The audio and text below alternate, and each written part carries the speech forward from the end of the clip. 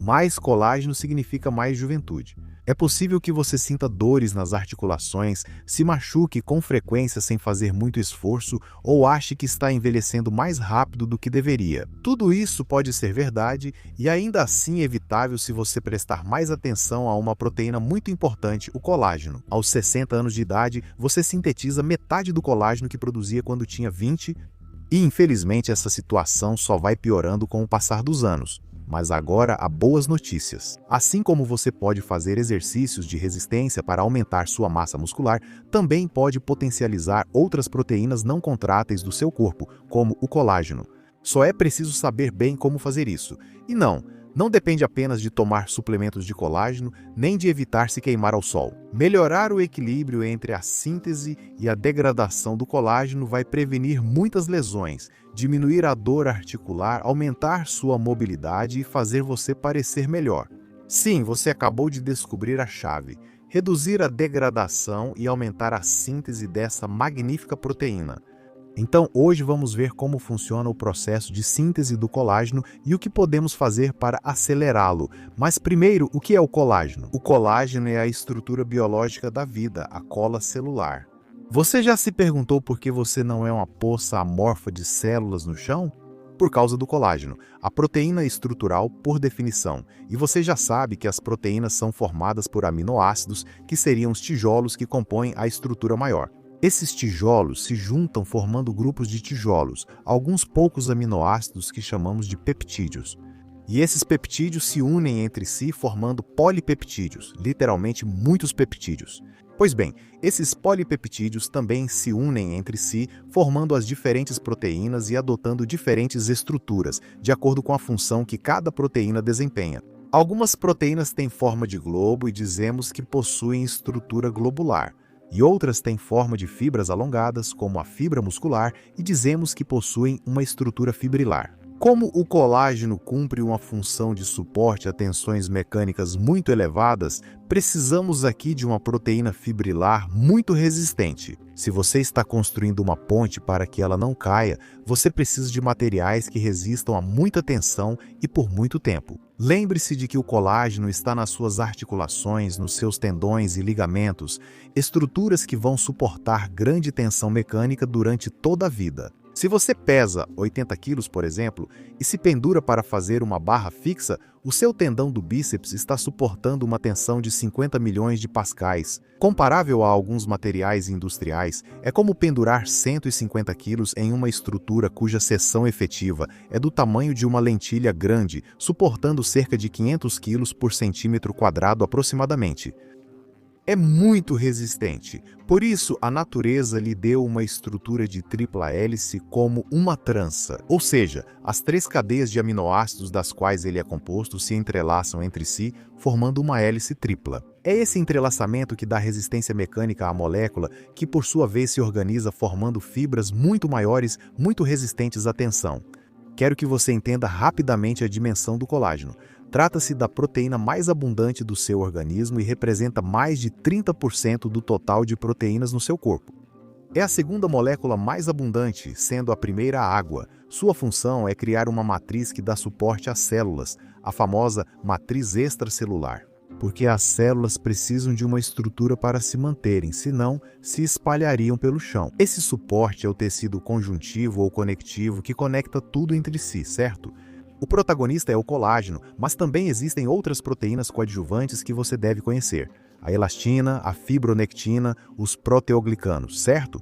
Portanto, e simplificando ao máximo, o colágeno é uma proteína que conecta, sustenta e resiste. Conecta, sustenta e resiste. E você deve entender que existem 28 tipos de colágeno nos vertebrados, mas 90% é colágeno tipo 1, 3 e 2. E dentre eles, o mais famoso é o colágeno tipo 2, em parte porque é o que temos nas articulações e o que permite que você corra e salte sem dor. Na derme e na pele predomina o tipo 1, assim como nos ossos, tendões e córnea. O tipo 3 está em tecidos mais elásticos, como vasos sanguíneos, pulmões, mas também na pele jovem. Atenção, você pode pensar que quanto mais colágeno, mais saúde, mas não é assim. É essencial regular rigorosamente a formação e eliminação do colágeno, caso contrário surgem problemas. Por exemplo, o acúmulo excessivo de colágeno nas artérias pode estreitá-las. Já quando temos muito pouco, as placas de gordura nas artérias ficam mais propensas a se romper. O rompimento de uma placa de gordura de ateroma é uma má notícia porque geralmente gera um trombo e um infarto. Um colágeno que não funciona bem pode causar osteogênese imperfeita, a doença dos ossos de vidro. São pessoas que sofrem fraturas constantes diante de esforços mínimos. Causam luxações contínuas por hipermobilidade e maior risco de aneurismas, ou, por exemplo, esclerodermia, uma doença autoimune em que os fibroblastos não param de trabalhar e o colágeno invade todo o organismo. Então queremos aumentar a síntese de colágeno, sim, mas também queremos um equilíbrio razoável entre a síntese e a degradação dele. Queremos um colágeno saudável mais do que muito colágeno. Agora, entender o processo de produção de colágeno no seu organismo não é simples porque exige conhecimentos técnicos, mas vamos resumir ao máximo possível. Primeiro, precisamos sintetizar o colágeno a partir dos seus constituintes. Você se lembra dos aminoácidos. Aqui precisamos de algumas outras coisas, moléculas como a vitamina C que sela esses aminoácidos. Depois, essas moléculas de colágeno precisam se entrelaçar umas às outras em um processo muito curioso chamado cross-linking, ou ligação cruzada, para criar fibrilas de colágeno que posteriormente vão se unir formando feixes, fibras de colágeno, as verdadeiramente úteis. Agora que as fibras estão prontas para uso, vamos ver como você pode aumentar a síntese de colágeno por conta própria. Glitina, prolina e arginina.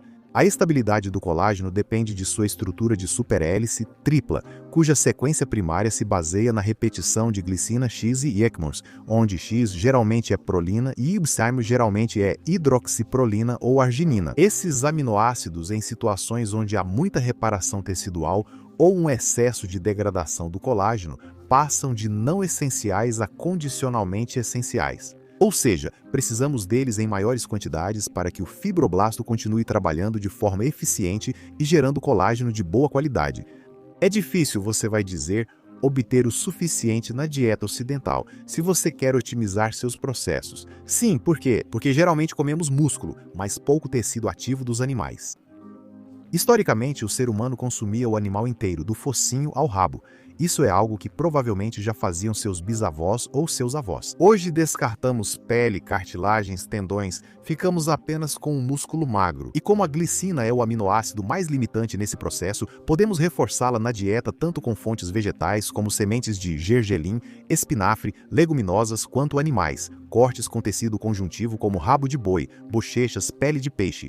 Gelatina, que é basicamente glicina, ou caldo de ossos. Claro, também existe a suplementação com glicina, que ainda traz outros benefícios. Eu explico eles neste vídeo.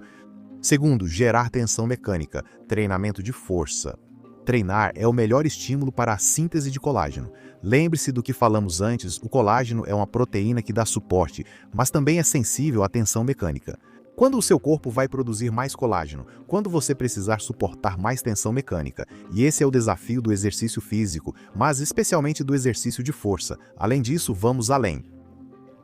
Concretamente, focar na fase excêntrica do exercício melhora ainda mais a síntese de colágeno, porque exige mais dele. Isso é conseguido ao romper as fibras de colágeno que estão velhas e fracas, dando lugar a novas fibras de colágeno. Isso se chama melhorar o turnover ou renovação do colágeno e é o melhor para a qualidade dele. Por isso, ao treinar, você deve prestar atenção à fase excêntrica e não deixar o peso cair quando estiver descendo o haltere, por exemplo, em uma rosca de bíceps. Lembre-se de que, ao fazer isso, você não está apenas criando músculo, está fortalecendo o seu tendão do bíceps, evitando lesões e tornando o movimento mais eficiente de forma geral. Vamos continuar com a vitamina C. Um dos micronutrientes mais importantes na biossíntese do colágeno é a vitamina C.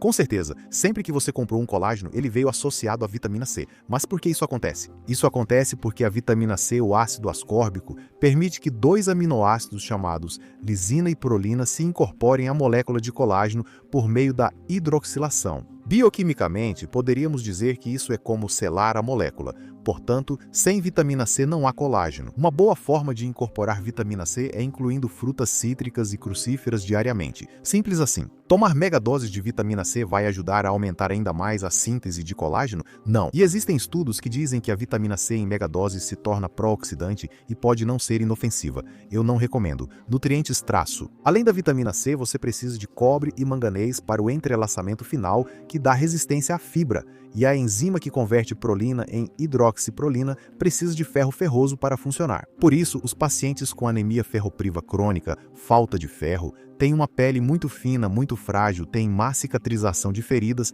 queda de cabelo e unhas quebradiças, energia suficiente. Um erro comum ao nos lesionarmos ou adoecermos, impedindo o treino, é diminuir excessivamente a ingestão de calorias. Fazemos isso, claro, porque não queremos ganhar muita gordura nesse período em que treinamos menos, mas também porque, ao fazer menos exercício, o apetite naturalmente diminui. Claro, mas reduzir muito o consumo energético vai comprometer a síntese de colágeno e isso vai atrasar a recuperação da lesão. Assim como construir músculos requer muita energia, construir colágeno também exige. Se você está fazendo um déficit calórico severo, tem um transtorno alimentar não tratado ou simplesmente gasta energia demais, está se colocando em sério risco de lesão. Chá verde. As catequinas e outros compostos bioativos presentes no chá demonstraram diminuir a atividade de enzimas que degradam o colágeno. São as chamadas metaloproteinases MMP. Aqui o foco não é aumentar, mas sim reduzir a degradação. Incluir 1 ou 2 xícaras de chá verde ou matcha por dia pode beneficiar seu colágeno. Proteína do soro do leite. Já discutimos bastante a proteína do soro do leite neste vídeo. Assim como melhora a síntese proteica muscular ao ser consumida com treino de força, também favorece a produção de colágeno e fortalece ligamentos e tendões.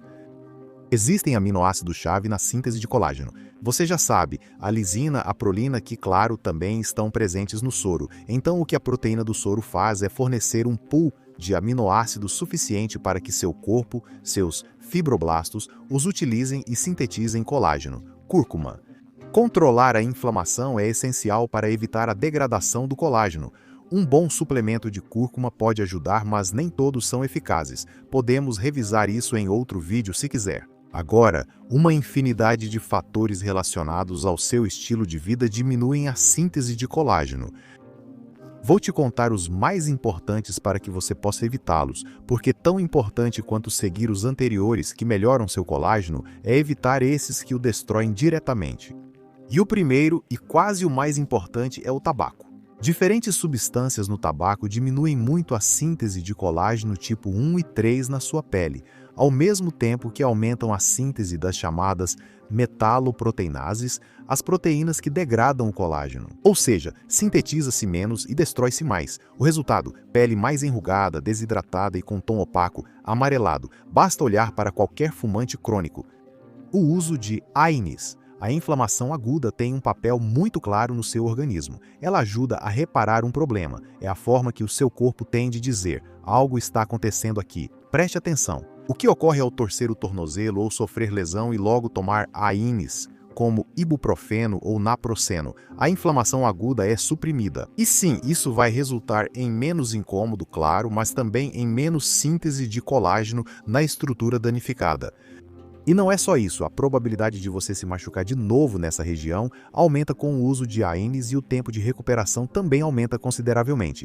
Então, não é uma boa ideia, exceto em momentos específicos de dor intensa que interferem na sua vida, tomar AINES de forma sistemática quando você tiver uma lesão. Um pouco de inflamação é necessário para estimular o colágeno, reparar causa dor, vermelhidão, inchaço e calor. Sinais cardinais da inflamação que já foram definidos por Celso há 2000 anos. Exposição crônica excessiva ao sol. Uma exposição moderada e controlada ao sol traz muitos benefícios para o nosso humor, síntese de vitamina D e até mesmo síntese de melatonina. No entanto, uma superexposição, ou o padrão típico de deitar-se para tomar sol no verão durante 5 horas seguidas, é um desastre para a síntese de colágeno tipo 1 e 3 na sua pele. E é um dos fatores que, comprovadamente, mais diminui a síntese de colágeno, gerando rugas, manchas e diferentes alterações cutâneas. Sem falar de oncologia neste vídeo.